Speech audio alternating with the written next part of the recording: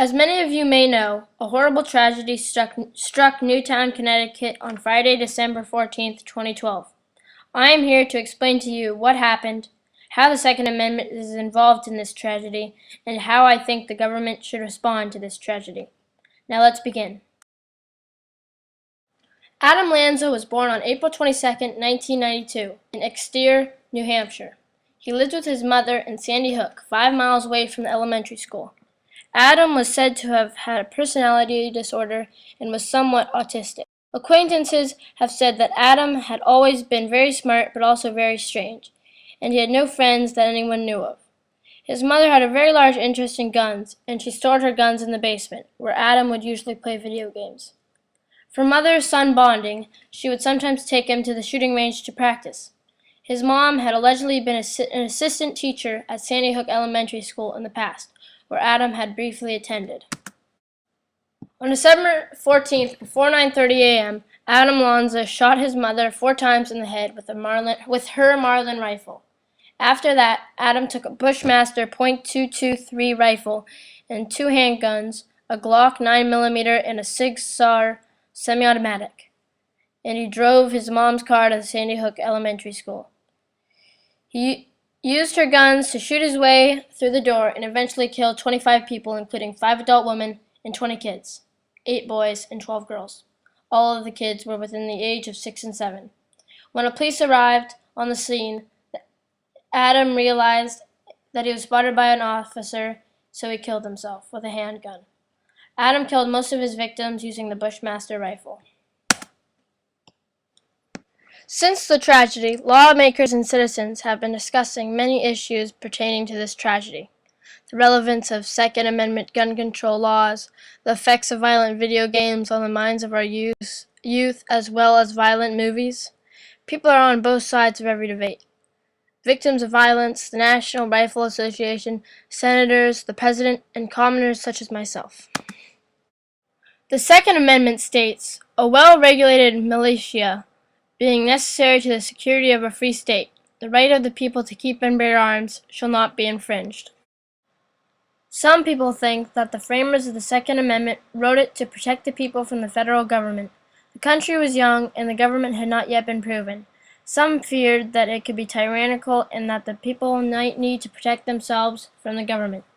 The Supreme Court has defined the amendment as simply granting to the states the right to have a citizen army separate from federally controlled police. Now we don't need guns to protect ourselves from the government, since our government already has checks and balances, which keeps it from becoming too powerful. At the time that the Second Amendment was written, there was no such thing as an assault weapon or rifle, capable of shooting multiple rounds without reloading. Many people believe that any right to bear arms should be secondary to concerns for public safety. Therefore, there are gun control laws in place both at the federal level and at the state level. According to the federal government and the Brady Handgun Violence Prevention Act of 1994, it's illegal to receive, possess, or transport guns or ammo if you have been convicted or are under indictment for a felony that would result in more than 1 year in prison, have been convicted of a misdemeanor that would result in more than 2 years in prison, are a fugitive, or a drug user, are mentally disabled, or have been committed to a mental institution, are an illegal immigrant, were dishonorably discharged from armed service, have renounced your U.S. citizenship, are under a particular type of restraining order, or have been convicted of domestic violence. It is illegal for a gun retailer to sell a firearm to anyone listed above. These dealers need a federal license and must run background checks to see if the buyer meets any of the criteria above. However, as the Center for Public Integrity reports, national databases used for the background checks may be out of date or missing information. There's also a major loophole here. Federal law does not mandate private individuals to contact background checks before they transfer their gun to another owner, if that person lives in the same state. This is what allows for the gun show loophole, where people in certain states can buy guns at large expos without a background check. The Law Center to Prevent Gun Violence states that 40% of all gun purchases take place among private parties. States are also allowed to add more control than the federal laws. Restriction in some states may include require state permits or licenses, require firearm registration, ban or restrict assault weapons, require the reporting of stolen guns, limit the amount of guns that can be purchased by one person in a given amount of time, ban large capacity magazines, require long waiting periods to purchase guns, issue concealed weapon permits, allow or deny concealed weapons. Guns can also be regulated on a municipal level. However, only a few states allow for it.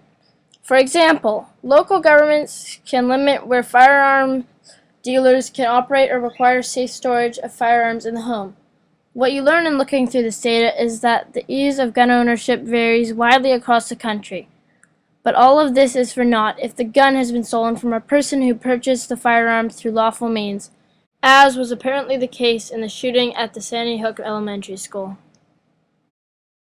Connecticut has some of the strictest gun laws in the country, and this tragedy still occurred, which proves that mass shootings could happen anywhere. Thus, the federal government has an obligation to add stricter rules to the current gun laws in order to protect the citizens of the United States of America. The federal government should make all assault weapons, semi-automatic or automatic, illegal, period. They should also ban the ownership of larger capacity magazines. Unlike the assault weapons ban that was in place from 1994 to 2004, the guns and magazines purchased before the ban should also be illegal except for the police and other government agencies. Originally, these guns were made for the purpose of war and not for sport or protection. I think the government should still allow pistols and guns that require you to reload after each shot, but not assault weapons. I think guns should be legal for sports such as hunting and skeet shooting.